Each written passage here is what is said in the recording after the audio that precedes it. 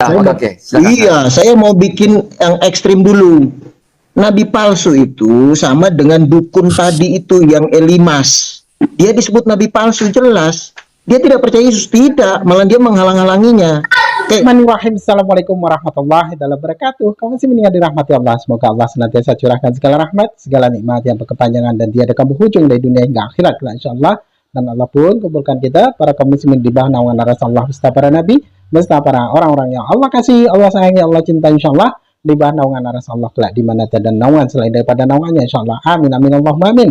Kaum muslimin, pada kesempatan sore hari ini saya akan mengunggah sebuah video di mana video ini mengisahkan tentang perdebatan ya Kristen versus Kristen ya tentang nabi palsu. Nah, ternyata di situ ada Kristen-Kristen yang waras ya yang mengatakan bahwasanya nabi palsu itu ada di internal mereka di dalam kekristenan. Jadi bukan umat muslim ya. Karena umat muslim tidak pernah bernubuat dengan nama Yesus, sama sekali tidak pernah ada ya umat muslim yang demikian, ataupun para nabi ya, Nabi Muhammad, baginda Nabi Muhammad Rasulullah SAW tidak pernah bernubuat demi nama Yesus, itu tidak pernah. Oke, demikian kaum muslimin videonya. Oke, silakan. Iya, saya mau bikin yang ekstrim dulu. Nabi palsu itu sama dengan dukun tadi itu yang Elimas. Dia disebut nabi palsu jelas. Dia tidak percaya Yesus, tidak, malah dia menghalang-halanginya. Oke ya, kalau mau jumping, mau pingin jelas langsung, itu lihat di Wahyu. Wahyu ada nih, ya. Ini Wahyu nih. Ya kan, misalnya Wahyu 16 ayat 13. Wahyu 16 ayat 13. Dan aku melihat dari mulut naga dan dari mulut binatang itu, binatang dan dari mulut nabi-nabi palsu itu keluar 3 roh najis yang menyerupai kata. Kalau kawan-kawan baca yang lengkap berkali-kali kitab Wahyu itu sangat jelas siapa itu nabi palsu. Terus Wahyu 19 ayat 20. Maka tertangkaplah binatang itu adalah antikris, dan bersama-sama dengan dia nabi palsu yang telah mengadakan tanda-tanda di depan matanya. Dengan demikian ia menyesatkan mereka yang telah menerima tanda dari binatang itu yang telah menyembah patungnya. Kedua dilempar hidup-hidup dalam lautan api yang menyala-nyala dengan belerang. Jadi ya, nabi palsu ini kalau kita lihat ya di kitab Wahyu, dia diberi kuasa oleh siapa? Satan, yang ular tua itu. Ular tua itu memberi kuasa kepada antikris dan memberi kuasa kepada nabi palsu. Itu jelas. Nah, nabi palsu ini kalau kita teliti, itu sebenarnya dukun-dukun itu. Jelas, nabi palsu itu dukun-dukun itu. Ada nggak dukun Kristen? Ada. Di orang Yahudi kan tadi kan si Bar Yesus itu orang Yahudi. Ya kan? Tapi di dalam bahasa Yunani nama Elimas. Dia penyihir Yahudi. Penyihir Yahudi. Oke ya. Nah, terus Wahyu 20 ayat 10. Dan iblis, nah ini yang Satan itu, yang menyesatkan mereka, dilemparkan ke dalam lautan api dan belerang. Yaitu tempat binatang dan nama nabi palsu itu berada. Mereka siang dan malam sampai selama-lamanya. Jadi, nabi palsu dan binatang atau antikris dilempar duluan. Ya kan? Sebelum perang Gog dan Magog. Perang terakhir. Setelah perang itu selesai, Tuhan Yesus memenangkannya, baru setan naga itu, si ular tua itu dilempar ke neraka. Karena memang neraka itu dibuat untuk dia. Nah, yang di dalamnya sudah ada binatang dan nabi palsu. Oke ya, saya jumping ke Wahyu supaya lebih singkat kita bahas ini. Itu aja masukan saya, terima kasih. Silakan baca 1 Korintus 12 ayat 20 berapa ya? 29, Pak, kalau nggak salah. Sebentar. Nabi, bentar ya. 28. 1 Korintus 12 ayat 28. Silakan yang Mbak Tias baca. Mbak Tias ada Alkitab nggak sih, Mbak?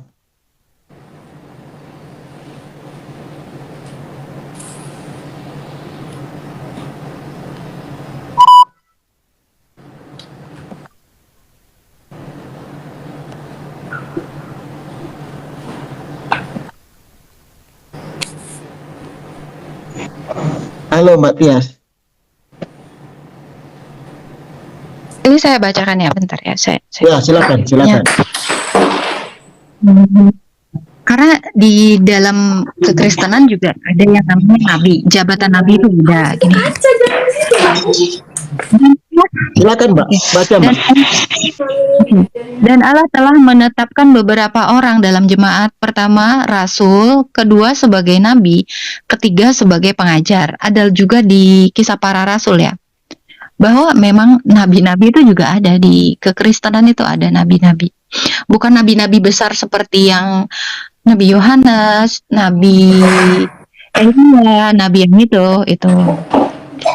Sebenarnya makanya saya katakan ayat-ayat yang di dalam Alkitab ini memang tertuju untuk di dalam kekristenan itu sendiri. Oke, Loh, Pak. saya tanggapi ya. Sorry Mbak Tias, mohon maaf kalau berbeda, mohon dimaafkan. Tapi tolong kawan-kawan cermati baik-baik. Jadi begini bro, saya lebih sejalan dengan Bro Jason tadi, Bro Jason ya. Jadi begini, karunia nabi dengan nabi itu beda. Yang saya tahu kalau kita sih baca Alkitab, ya kita baca Alkitab dari Kejadian sampai Wahyu, itu penggenapan kenabian terakhir, penggenapan itu dilakukan oleh Tuhan Yesus. Setelah itu sudah tidak ada. Makanya murid-muridnya kan dibilang rasul. Ya. Nah, jadi tidak ada lagi, tapi karunia nabi itu ada. Memang di Perjanjian Baru kita lihat ada, tapi itu karunia nabi. Nah, kalau dibilang nabi palsu dengan nabi jelas beda. Itu sama dengan Kristus dan antikris. Oke ya. Jadi kalau nabi ya dengan nabi palsu berarti lawannya nabi yang asli. Itu nabi palsu. Oke ya, jelas di Alkitab nih diajar loh. Misalnya contoh nih Saya saya baca. bacakan lagi ya. Saya bacakan lagi ya. Sebentar. Ya, coba baca silakan. Học thì là đông á. Baca.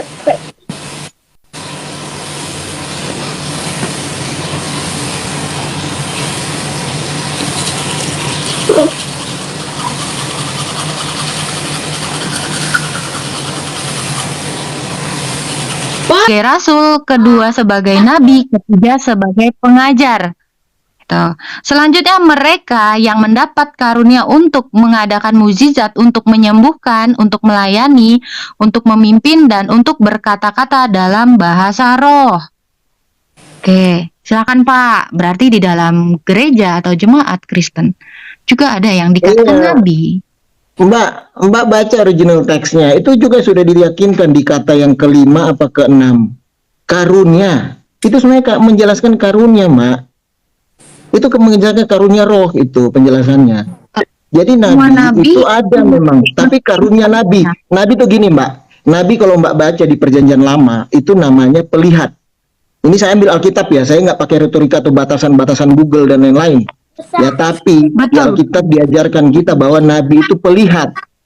Ya, pelihat itu sama dengan orang sebentar Mbak. Pelihat itu mirip dengan orang bernubuat. Makanya Rasul Paulus berkata, jika hendaklah kamu mengejar karunia nubuatan, itu kesannya karunia nabi. Jangan karunia bahasa roh. Maksudnya bukan melarang, tapi jangan, karena bahasa roh itu orang nggak ngerti. Kalau kita ngomong bahasa roh, orang nggak ngerti. Harus ada yang karunia menerjemahkan. Makanya Rasul Paulus mengatakan bahwa kejarlah karunia nubuatan, karena kalau nubuatan pasti dia bernubuat dengan bahasa setempat dan semua orang yang mendengarnya akan memahaminya. Nah, itu adalah karunia nabi. Begitu, Mbak. Oke ya, kalau berbeda mohon maaf ya, tapi saya jujur dari hati dan saya membaca Alkitab. Begitu, Mbak. Yes, Oke. terima kasih. Jadi nabi di ayat ini berbeda dengan nabi-nabi sebelumnya. Karena Beda, memang beda. makna nabi memang itu penglihat. Beda, Mbak. Beda, Mbak. Itu Beda, Mbak. Makanya sekarang ini misalnya contoh ada misalnya ada nggak pendeta penginjil yang mengaku nabi? Kalau dia mengaku nabi itu karunia nabi aja, ya. Tapi dia bukan nabi. Karena menurut saya pribadi kalau saya baca di Alkitab, penggenapan nubuatan tentang nabi itu sudah dilakukan oleh Tuhan Yesus dan sudah selesai. Begitu, Mbak. Ya. Terima kasih. Kawan-kawan yang lain mau tanggapi silakan. Boleh melengkapi. Halo? Ya, halo.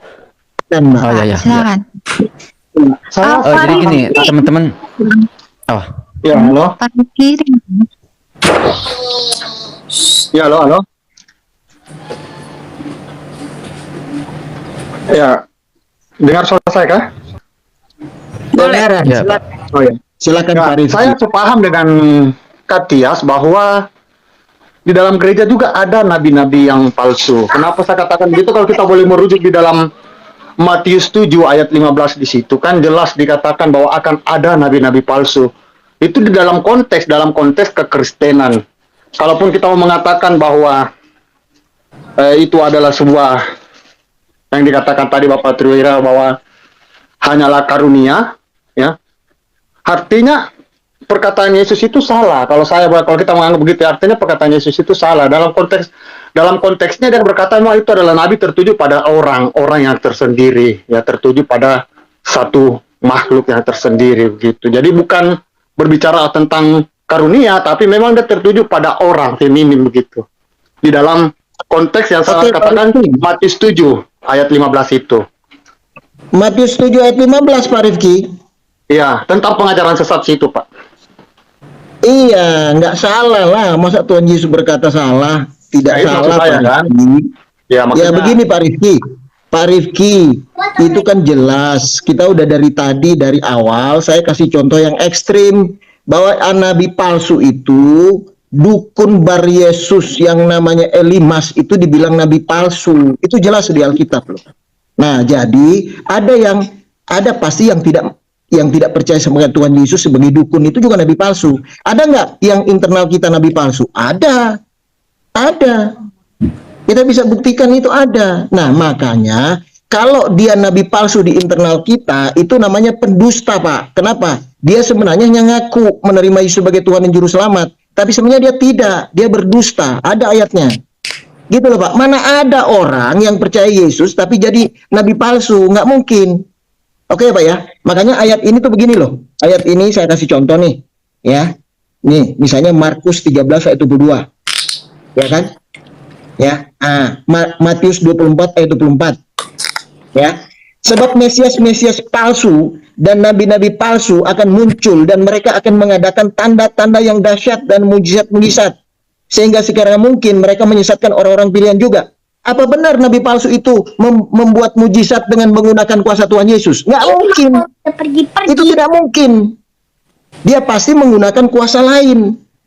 Jelas ya? Dan maju sehingga sekiranya mungkin mereka menyesatkan orang-orang pilihan juga. Oke, Markus 13 ayat 22. Sebab Mesias palsu dan nabi-nabi palsu akan muncul dan mereka akan mengadakan tanda-tanda dan mujizat-mujizat dengan maksud sekiranya mungkin menyesatkan orang-orang pilihan. Oke? Nah, jadi udah jelas, Pak. Ya, jadi nabi palsu itu jelas. Orang-orang yang ada di internal kita oke, tapi dia sebenarnya pendusta. Saya kasih ayatnya. Saya kasih ayat, Pak. Supaya ini saya bukan ngomong dari retorika pikiran ya. Ini, Pak. Nih, jadi yang mengaku-ngaku itu jelas ada di sini, ditegur sama firman Tuhan nih. Ya, di kitab 1 Yohanes. Ya, 1 Yohanes 2 ayat 4. Barang siapa berkata aku mengenal dia. Ini ada orang ngomong aku mengenal dia misalnya ya kan. Tetapi ia tidak menuruti perintahnya, ia adalah seorang pendusta dan di dalamnya tidak ada kebenaran. Kalau dia orang pendusta, Tuhan Yesus berkata, bapa segala dusta itu siapa? Ya, iblis. Makanya orang Farisi dikatakan bapamu iblis. Ya kan? Nah, jadi pendusta itu iblis pasti. Dia mengaku aja. Ya sama dengan ayat ini kalau kita sesuaikan misalnya, ya kan? Barang siapa yang dia mengaku dia orang Kristen, dia terima Tuhan Yesus sebagai Tuhan dan Juru Selamat, tapi tidak menuruti perintahnya, ia adalah seorang pendusta dan di dalamnya tidak ada kebenaran. Itulah nabi palsu. Nah, begitu Pak. Oke? Terima kasih. Oke, saya kuatkan lagi tadi penjelasan saya ya. Itu tadi 3 jabatan di dalam gereja. Di kekristenan juga dikatakan ada nabi. Nabi itu untuk bernubuat juga. Nah, ini saya tambahkan ya. Tadi saya sebenarnya sudah bawa ayat ini, Matius 7 ayat 22. Makanya saya katakan ini bukan di luar kekristenan konteksnya. Ini saya baca. Pada hari terakhir banyak orang akan berseru kepadaku, Tuhan, Tuhan, bukankah kami bernubuat demi namamu? Orang Islam nggak pernah pakai kata Yesus. Sorry, mengusir setan demi namamu, mengadakan banyak mukjizat demi namamu. Pada waktu itulah aku akan berterus terang kepada mereka dan berkata, aku tidak mengenal kamu, nyala daripadaku, kamu semua pembuat kejahatan. Makanya saya katakan ini sebenarnya konteksnya di dalam Alkitab. Islam nggak pernah usir setan itu dengan nama Yesus, Bismillah mereka. Nggak pernah mereka ini. Bukan cuma yang ngaku-ngaku doang. Bahkan mereka ngaku kok, kami bernubuat kok Tuhan demi namamu.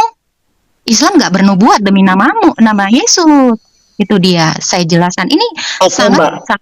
korelasi dengan ayat yang saya bawa tadi. Oke, saya sudah tampilkan ayat itu tadi, Mbak. Mbak, coba cermati nggak, Mbak Tias? 1 Yohanes 2 ayat 4. Iya kan?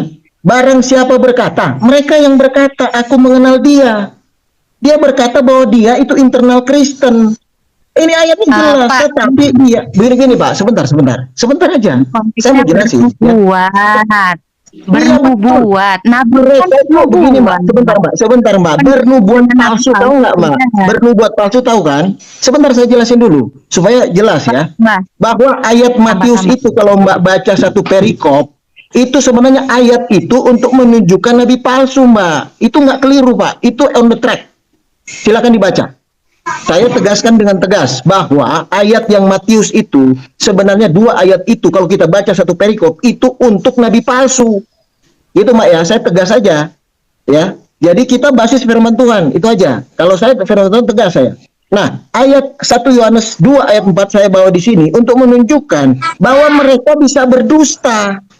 Dia bisa mengaku bahwa dia internal kita, tapi sebenarnya tidak, gitu loh. Ini jelas kan? Aku mengenal dia, tetapi ia tidak menuruti perintahnya. Dari buah kita bisa lihat mereka kok. Ia adalah seorang pendusta. Iya kan mereka berkata, iya kami percaya Yesus, iya kan? Tapi nabi. Jadi kalau hanya percaya Mesias, mereka juga percaya karena Mesias itu dikatakan manusia. Apa itu yang kita percaya? Tidak. Yesus adalah Elohim itu sendiri yang nuzul menjadi manusia. Dia adalah Tuhan dan Juru Selamat. Begitu loh Matias. Ya, jadi begini. Di dalam firman Tuhan ini tidak ada gray area. Saya ingin sekali jelas batasnya. Ya, jadi clear. Kita harus on the track sesuai dengan firman Tuhan. Jadi saya jujur Mbak, kalau Mbak baca satu perikop mengenai Matius tadi, itu jelas 2 ayat itu untuk nabi palsu. Ya, silakan Anda baca. Saya mau tegasin aja seperti itu. Kok gimana? Silakan. Mungkin ada tambahan dari orang teman yang lain. Oke, saya Ini boleh saya nambahin ya baca. dikit. Oke, saya baca ayatnya aja ya. Saya nggak mau over atau asumsi. Saya bacakan ya. Ini sekali lagi. Dan Allah telah menetapkan beberapa orang dalam jemaat atau gereja ya. Pertama sebagai rasul, kedua sebagai nabi, ketiga sebagai pengajar. Selanjutnya, itu kan dikatakan pengajar. Lalu masuk ya ke dalam Matius 7 ayat 22 tadi. Hal pengajaran sesat. Pada hari terakhir banyak orang berseru kepadaku, Tuhan, Tuhan, bukankah kami bernubuat demi namamu? Jelas di sini pengajar, yaitu nabi-nabi, bukan orang pendusta. Di sini lebih sangat detail. Saya nggak mau nambahkan ayat saya dari mulut saya, tapi dikatakan di sini pengajar dan di sana juga pengajar. Makanya saya katakan di Matius 7 ini itu bukan untuk orang yang di luar dari kekristenan karena mereka tidak pernah bernubuat dalam nama Yesus, mengusir setan dalam nama Yesus. Itu jelas, tegas sekali, saya tidak mau menambahkan. Amin. Sampai sini aja, sudah. Oh, boleh saya melengkapi ya. Silakan lengkapi. Silakan lengkapi. Sebenarnya Kita udah penjelasan Pak Triwira dan Mbak Tias ini bisa disatukan itu. Jadi begini, tentang jawatan kenabian, tentang karunia kenabian itu hanya diketahui oleh orang Yahudi dan Kristen. Benar nggak, teman-teman? Adakah orang Hindu tahu tentang Nabi? Nggak tahu. Betul sekali. Betul. Ya, jadi begini, Pak Triwira mengambil konteks tentang kenabian orang Yahudi, karena Elimas ini orang Yahudi, beragama Yahudi. Orang Yahudi itu mengenal kenabian dari sisi teologi Yahudi, benar kan? Pak Triwira nggak salah. Mbak Tias juga nggak salah, karena kenabian itu konteksnya di dalam gereja, karena yang mengenal itu sekali lagi orang Yahudi dan agama Kristen lah, anggapnya begitu. Jadi dua agama ini mengenal tentang jabatan kenabian. Jadi nggak salah, Pak Triwira menjelaskan kenabian dari sisi teologi Yahudi, sedangkan Mbak Tias menjelaskan kenabian dari sisi Kristen, gitu teman-teman. Itu melengkapi, itu saling melengkapi. Oke, saya tambahkan dikit. Nah, jadi begini, Jadi, saya setuju. Tadi yang dikatakan itu saya setuju banget. Saya setuju. Jadi begini Pak, saya tambahkan dikit ya. Jadi begini, oke, istilah itu memang internal kita, itu istilah. Ya, tapi kalau kita mau cermati, makanya saya bilang coba cermati di Alkitab, apa sih, siapa sih sebenarnya nabi palsu itu? Makanya saya bawa yang sangat ekstrim. Makanya saya bahas yang ekstrim yang masalah Rasul Paulus waktu menghardik Elimas itu. Elimas itu dibilang nabi palsu. Dia percaya Paulus? Tidak. Kalau dia tidak percaya Paulus, tidak percaya Tuhan Yesus, berarti dia di luar. Itu maksud saya. Dia di luar kepercayaan Yesus. Maksud saya itu. Siapa yang di luar kepercayaan Yesus? Ya di luar itu siapa aja, siapa saja. Siapa saja. Ya kan, dukun kayak opo kayak terserah, itu jelas. Nah, kalau mereka menipu ya dan menyesatkan orang, itu mereka dikategorikan sebagai nabi palsu, itu jelas. Nah, makanya saya bawa ke closingnya yang ada di Wahyu, ya kan? Kenapa mereka bisa melakukan mujizat, tanda-tanda mujizat? Karena mereka diberi kuasa oleh si jahat itu, naga tua itu, malaikat yang jatuh itu, bukan kuasa Tuhan Yesus. Begitu loh, masa nggak bisa diterima apa maksud ini di Alkitab loh. Saya menyimpulkan aja, meyakinkan kawan-kawan bahwa nabi palsu itu mereka. Begitu loh. Sebenarnya kalau mereka bisa bernubuat, mereka bisa menggunakan tanda mujizat, itu namanya imitasi. Memang mereka bisa melakukan mujizat itu, tapi tidak dari Tuhan Yesus, maka dibilang palsu. Mereka diberi kuasa. Iya, memang naga itu memberi kuasa. Malahan hampir orang pilihan pun tersesat melihat mujizat-mujizat mereka itu. Begitu loh. Tapi itu palsu. Kan jelas ya, teman-teman? Ya, Itu jelas paham, palsu. Oke, gitu ya. paham. Oke, makasih. Begini, kita paham maksudnya begitu. Maksudnya Bapak benar. Itu tidak keliru seperti yang dikatakan tadi. Tapi kita jangan lupa, kita selalu fokus kepada orang di luar bahwa itu adalah nabi palsu. Padahal kita tidak tahu bahwa di dalam lingkup gereja kita juga ada juga nabi palsu. Seperti itu yang dimaksud sama Tias tadi. Ya. Benar, Bapak katakan dari luar itu ada. Tapi di dalam gereja kita jangan lupakan. Kita selalu berfokus kepada orang di luar, sedangkan kita lupa di dalam lingkup kita sendiri. Ternyata ada juga orang-orang yang bisa menyesatkan kita. Ada juga orang-orang yang percaya Yesus, tapi menyesatkan kita ke dalam neraka yang kekal dengan ajaran-ajaran yang sesat seperti itu. Ya, itulah kolerasinya dari Matius 7 tadi, mengalami pengajaran-pengajaran yang sesat. Karena memang ada orang-orang di dalam, tapi Bapak selalu fokusnya ke dalam, keluar orang-orang itu. Ya, di luar orang Kristen kami sudah tahu bahwa apapun yang diajarkan itu adalah sesat. Apapun yang dia jelaskan secara iman kita, secara kekristenan, dia adalah nabi yang palsu karena dia menyesatkan kita. Tapi jangan lupa orang di dalam kita ada juga orang yang pintar berbicara, pintar bernubuat, menggunakan nama Yesus, tapi ternyata itu adalah nabi palsu seperti itu. Itu maksud kami tadi. Jadi tidak salah. Bro Rifki, iya saya terima info Anda. Kan saya bawa 1 Yohanes itu tadi, 1 Yohanes 2. 1 Yohanes 2 itu untuk membedakan mereka, Bro Rifki. Mereka itu bisa aja ada di tengah-tengah kita, tapi mereka serigala. Mereka percaya Tuhan Yesus nggak? Mereka pendusta, mereka mengaku percaya. Mana ada yang penyesat, mana ada penyesat itu percaya yang benar dari Yesus. Nggak mungkin. Dia tidak terima Yesus, makanya dia disebut pendusta. Tapi dia berupaya sedemikian rupa supaya nggak kelihatan. Makanya firman Tuhan berkata, iblis itu bisa menyamar seperti malaikat terang. Seakan-akan dia dari antara kita, ada di depan kita, ngobrol baik-baik, tapi dia menyesatkan kita. Siapa dia? Ya itulah nabi palsu, dia samanya pendusta. Oke ya, tolong pahami yang saya omong. Memang walaupun mereka ada di antara kita, masuk gereja, ketemu dengan kita, begitu loh. Tapi sebenarnya firman Tuhan bilang mereka itu pendusta. Oke ya, gitu. Oke, makasih, silakan.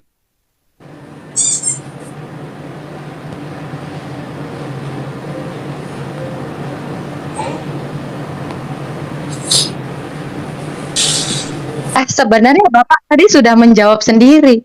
Mereka itu masuk gereja, mereka itu sebenarnya cuman bohong percaya sama Yesus, ya kan itu udah jelas Pak. Bahkan ya, ini berarti ya, mereka udah kan eksternal, mereka kan cuma menipu aja, tapi sebenarnya mereka tidak percaya Yesus. Mereka tuh penyesat. Bentar. Itu loh maksudnya, Bu. Bagaimana sih? Panas. Bentar. Bapak justru tidak memahami yang Bapak katakan sendiri. Mereka itu masuk gereja, ya udah jelas itu dari kekristenan sendiri. Dan satu hal lagi yang saya katakan kepada Bapak, dan saya tegaskan ya, kekristenan, Alkitab itu nggak pernah mau nyenggol-nyenggol yang di luar agama Kristen. Sorry, ini kita bukan kayak budaya RT 6. Alkitab itu nggak pernah mau nyenggol orang. Itu ya, satu ya, Alkitab tidak pernah ayatnya itu mau menyenggol orang. Bapak sendiri tadi sudah ngomong, mereka itu sebenarnya pendusta. Ya, pendusta itu apa? Ya, mereka Kristen tapi mereka mendustai Yesus. Oh, Jelas salah, Bu. itu Salah. Sorry, saya klarifikasi. Bukan itu maksudnya. Mereka mengaku Kristen, bukan Kristen. Jelas mereka tuh pendusta itu. Loh, Bu, kalau ada iblis menyamar malaikat terang, dia datang ke gereja. Apa Ibu bilang dia Kristen? Dia bukan Kristen, makanya dia dibilang pendusta walaupun dia bersama-sama dengan kita. Memahami nggak? Tidak sih? Itulah penyamaran yang paling sulit kita bedakan. Itu sampai ke situ. Kalau penyamaran yang tidak sulit, gampang kita bisa bedakan. Oh, mereka pekerjaan lain kok, mudah. Tapi iblis pun bisa sampai seperti itu, bisa seperti malaikat terang. Sebenarnya mereka itu menolak Yesus sebagai Tuhan dan Juru Selamat. Itu maksud saya, Ibu. Kok susah banget sih? Udah, itu tuh. Makasih. bukan susah banget, Pak. Dan di situ semua ayat-ayat di dalam Alkitab itu semua yang dituliskan Rasul Paulus itu tuh permasalahan jemaat loh, Pak. Bukan masalah di masjid, bukan di gereja. Mbak Tias, bentar. Waduh, ada Mbak Tias, bentar ya. Pak Triwira setuju nggak dengan penjelasan Mbak Tias kalau nabi palsu pun adalah keluar dari kalangan kita? Setuju nggak? Takutnya kita Kita jadi kok. debat kusir nih. Bagaimana? Ya, jawaban Pak, Nabi terima nggak? ada kok. Terima nggak? Saya bawa Pak ayat Triwira? kok. Kalau dia nggak terima, Gimana? terserah. Gimana? Maksudnya begini, supaya jadi debat kusir ya, karena ini sudah dijelaskan masing-masing sudah tepat on the track. Persoalannya tadi kan saya sudah jelaskan, bagian Pak Triwira ini betul, bagian Mbak Tias betul. Cuman permasalahannya apakah Pak Triwira terima penjelasan Mbak Tias bahwa nabi palsu pun keluar dari kalangan Kristen sendiri? Gimana tuh? Oh, Pak begini, Triwira, Bro. Dasar berpijaknya beda. Ya, beda. Saya percaya bahwa mereka ada yang dari kita, ada. Saya percaya, tapi dasar pijakannya beda. Misalnya contoh nih. Saya kasih contoh aja. Kalau Anda baca, teman-teman baca jeli mengenai sejarah. Ya, Anda baca aja dari sejarah. Siapa mereka itu? Mereka pernah mengenal Injil? Pernah. Iya kan? Ya, masa Bro Jason nggak tahu? Saya nggak mau nyebutkan lah. Pernah. Jadi mereka dari pihak kita, dari antara kita, tapi keluar tidak mempercayai. Setelah mendengar, mereka keluar tidak mempercayai Yesus. Coba baca sejarahnya lah. Sorry ya. Pak Triwira ini mulai keluar dari on the track nih. Oh, bukan, maksudnya gini loh, begini loh. Mereka pernah mendengar tentang Injil, itu bisa dari antara kita, bisa seperti itu. Oke ya. Oke. Karena ada kata-kata begini. Sebentar Alkitab dulu. itu udah ada di abad pertama dan pengajaran Rasul ini di abad pertama. Nggak akan mungkin nyenggol kitab orang lain atau pengajaran yang di luar dari kekristenan, Pak. Itu harus diingat. Iya, Ini kok Nabi bisa. cerita ya. kalau Iya, Saya sorry ya. Saya dari tadi tidak membawa-bawa mereka. Ya, saya tidak membawa Saya mereka. tengahi ya. Saya tidak menyebut mereka, tapi saya menyebut mereka polimukus yang membawa firman Tuhan, mengajar-ngajar firman Tuhan, Saya mengatakan coba sama tengahi dalam begini ya, firman Tuhan. Pak Jadi Triwira. begini, mereka mengajar Pak firman Tias. Tuhan. Sorry. Nabi palsu itu bisa mengajar firman Tuhan, itu basis saya dari awal. Saya tidak membawa-bawa mereka sebenarnya. Oke ya, paham ya? Nah, makanya saya anulir mereka. Ya, saya hardik mereka. Kenapa? Membawa-bawa firman Tuhan, mengajar-ngajar firman Tuhan, mengais-ngais firman Tuhan, tapi mengkudeta firman itu. Seakan-akan mereka percaya, ya kan? Tapi menyerongkan firman itu. Kecuali mereka membawa ajaran mereka, silakan aja. Oke ya, Bro Jason, Pak Bro Triwira, Jason aja Pak yang Triwira. tadi mengatakan bahwa ada nggak kaitan dengan Nabi setelah itu? Ya, saya tidak membawa itu memang sejak awal. Saya fokus kepada Nabi palsu yang ditulis di Alkitab. Siapa Nabi palsu yang ditulis di Alkitab? Menurut Alkitab. Itu yang saya bawa. Pak Triwira. Oke ya. Saya sudah tangkap ya apa yang dijelaskan oleh Pak Triwira gini. Yang saya tangkap gini, Mbak Tias. Pak Triwira ini tidak menolak penjelasan dari Mbak Tias, tapi agak sedikit berbeda ya, agak ada bumbu lain ya. Bumbunya lainnya itu begini. Jadi dia itu awalnya dari Kristen begitu, Matias. Tapi dia keluar dari Kristen, mendirikan suatu agama baru, ajaran baru gitu. Kalau yang saya tangkap dari Pak Triwira. Tapi asalnya dia Kristen gitu Penjelasan katanya. Itu penjelasan di Alkitab seperti itu. Saya nggak mau keluar dari konteks Alkitab. Jangan bawa contoh yang di luar dari Alkitab. Maaf, saya nggak mau menggunakan asumsi saya. Iya. Saya nggak pernah mau keluar kok dari konteks Alkitab.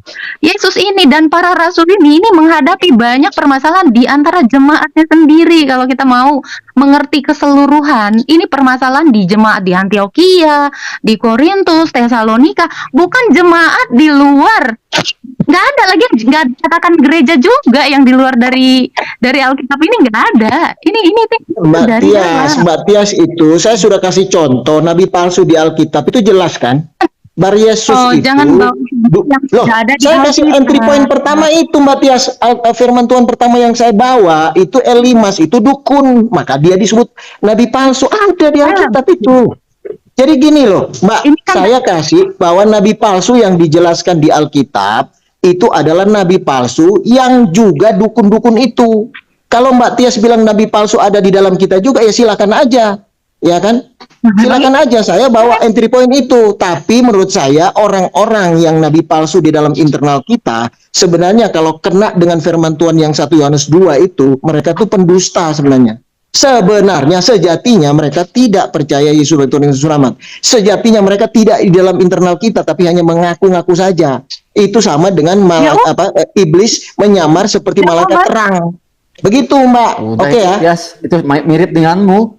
Cuman dengan penjelasan yang agak beda gitu. Sama aja itu denganmu. Apa yang dia jelaskan, yang sudah mengaku-ngaku berarti di dalam kekristenan. Jangan yang mengatakan yang di luar kekristenan. Kan sudah seperti itu. Itu udah jelas. Dianya saja yang tidak memahami yang dia Sama katakan. aja. Enggak. Maksudnya penjelasannya beda. Matias itu jalannya ke kanan dulu, Pak Triwira ke kiri dulu. Tapi ujungnya sama. Ini sebenarnya muaranya sama ini. Saya tambahkan lagi ya. Lagi keluar exit udah nggak apa-apa, silakan aja lanjut. Tapi saya bilang bahwa Matius tadi yang berseru-berseru itu 2 ayat itu ditujukan kepada nabi palsu.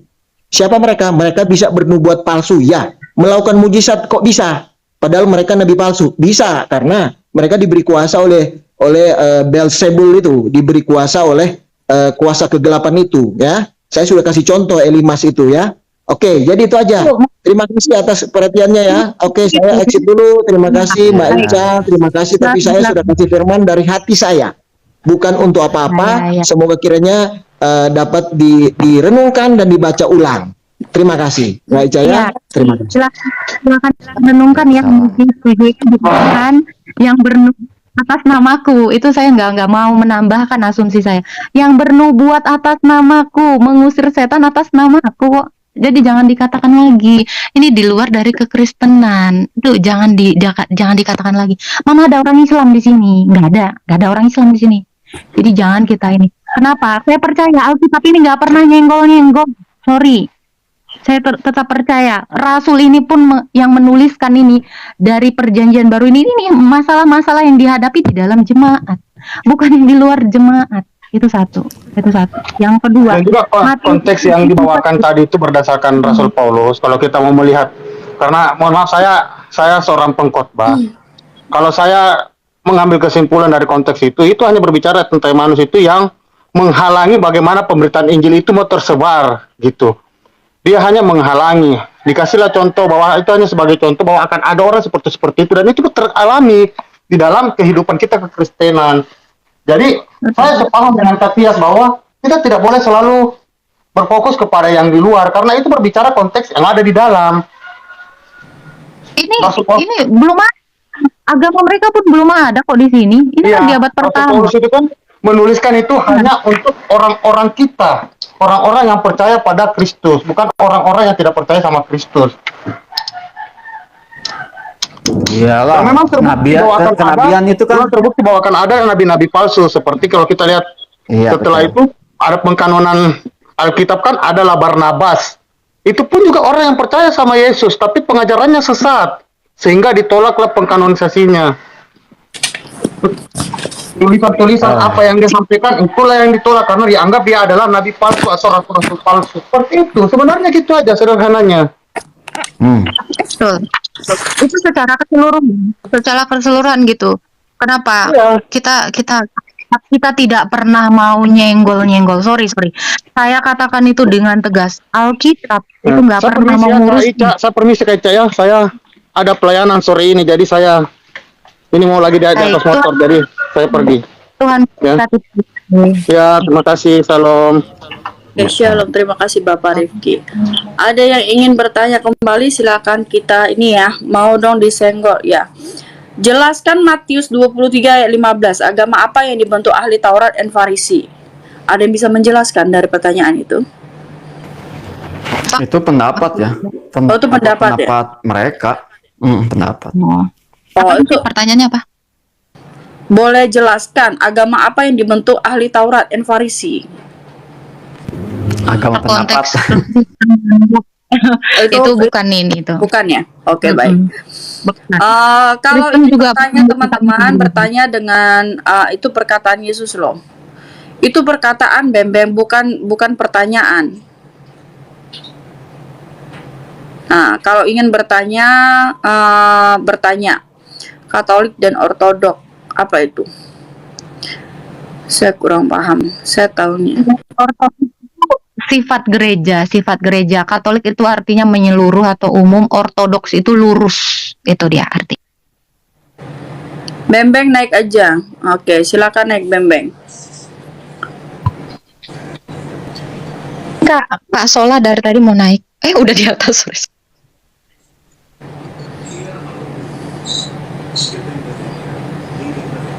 Abang ini ganti akun terus. Ya, silakan. Bang Bembeng. Ya, selamat siang, Cak. Selamat siang, teman-teman semua. Selamat siang. Dani mau naik, Kak. Menarik. Saya lanjutkan ya, nanya bentar aja. Tadi itu terkait Matius 23:15. Menarik tadi nyambung dengan apa yang saya simak tadi lah tentang pengajaran Yesus ini. Gimana, Mbak Tias atau saya yang bacakan ayatnya ini? Ya, silakan. Silakan. Oke. Matius 23 ayat 15. Celakalah kamu, hai ahli-ahli Taurat dan orang-orang Farisi. Hai kamu orang-orang munafik, sebab kamu mengarungi lautan dan menjelajahi daratan untuk mentobatkan satu orang saja menjadi penganut agamamu, dan sesudah ia bertobat, kamu menjadikan dia orang neraka yang 2 kali lebih jahat daripada kamu sendiri. Nah, pertanyaannya, agama apa yang dibentuk oleh ahli-ahli Taurat dan orang Farisi ini? Oh, itu pelaku Torah. Jadi untuk melaksanakan hukum Torah, maksudnya di situ. Itu kan terjemahan, bro. Iya, makanya saya bertanya, Bang. Tadi kan terkait Matius 7:21-23 kan, seru sekali perdebatannya. Makanya saya ingin perjelas di sini. Agama apa yang dibentuk oleh ahli Taurat dan orang-orang Farisi ini, Bang? Menjadikan mereka Yahudi. Jadi jadi apa ya? Jadi pelaku Judaism lah disebutnya ya, biasa ya. Jadi Menjadi penganut Judaism. Yahudi. Kayak si Billy Manangkalangi. Ya. Betul. Yahudi, ahli-ahli Farisi dikatakan bukan agama, tidak merujuk suatu agama. Walau kita Pelaku sekarang Torah, mendefinisikan pelaku Torah. sebagai agama gitu, iya. Bukannya ahli Taurat dan orang Farisi ini memang Yahudi ya? Ahli Taurat. Yahudi. Mereka punya Judaism namanya agama Yahudi lah gitulah. kalau Yahudi Yahudi. itu ada 2 suku. Oh, Benyamin sama- jadi Judaism ini agama yang dikatakan di sini agama yang Turun jahat. temurun, keturunan atau pelaku Bukan. Torah. Jadi Torah itu untuk keturunan-keturunan yang sudah perjanjian ya, di perjanjian. Teksnya begini, teksnya orang-orang Judaism, ahli Taurat ini mengarungi lautan dan menjelajahi daratan Oke, berarti keluar dari bangsa Israel kan? Nah, untuk mentaubatkan satu orang saja menjadi penganut agamamu. Gitu, Bang. Dan Nah, sesudah masalahnya dia begini, bertobat, orang-orang Farisi dan ahli Taurat itu ada namanya pendapat, ya pendapat. Kan kalau mereka kan ada yang namanya pendapat-pendapat rabi gitu ya. Nah, itu yang dikritik oleh Yesus pada saat itu, bagaimana harus mencuci tangan, lalu dijelaskan penjelasan-penjelasan inilah yang menyimpang. Bagaimana mereka itu melakukan hukum Taurat tetapi secara jasmania, begitu Pak Bembeng. Iya. Dan sesudah ia bertobat, kamu menjadikan dia orang neraka yang 2 kali lebih jahat daripada kamu. Artinya ini kan, maaf ngomong, agamanya tidak benar gitu artinya. Bukan agamanya yang nggak benar, tetapi mereka yang jadi berkelebihan gitu ya, dalam beragama berkelebihan, begitu Pak Bembeng. Nambah-nambahi gitu. Nah, ya begitu. Terlalu kayak fanatik sekali Munafik. dengan agama. Munafik. Ah, Dikatakan itu termasuk munafik di itu situ. celakalah kamu. Nih, saya baca lagi ya. Celakalah kamu ahli-ahli Taurat dan orang-orang Farisi. Hai kamu orang munafik, sebab kamu mengelabui mata orang dengan doa yang panjang-panjang. Sebab itu kamu pasti menerima hukuman yang lebih berat. Tuh. Mbak Tias Tuh, orang- bacanya di mana? Saya bacanya di TB nih. Salah Iya itu. ayatnya. Hah? Salah ayat. Maksudnya? Salah ayat Matius yang mana? yang baru. Celakalah kamu.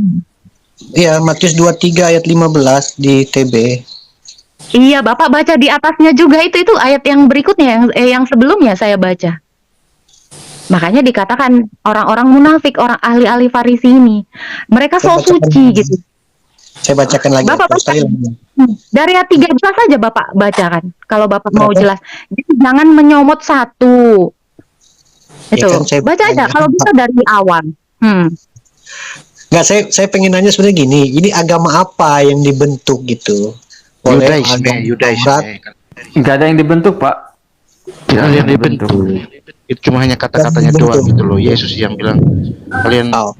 kalian bilang, Berarti orang-orang Judaism ini yang ahli-ahli Taurat dan orang Farisi ini menyeberangi lautan, menjelajahi daratan untuk mencari orang untuk menganut agamanya, iya. gitu ya? Untuk Dan menyahudikan. Jadi lebih tepatnya untuk menyahudikan. Oke, penganut.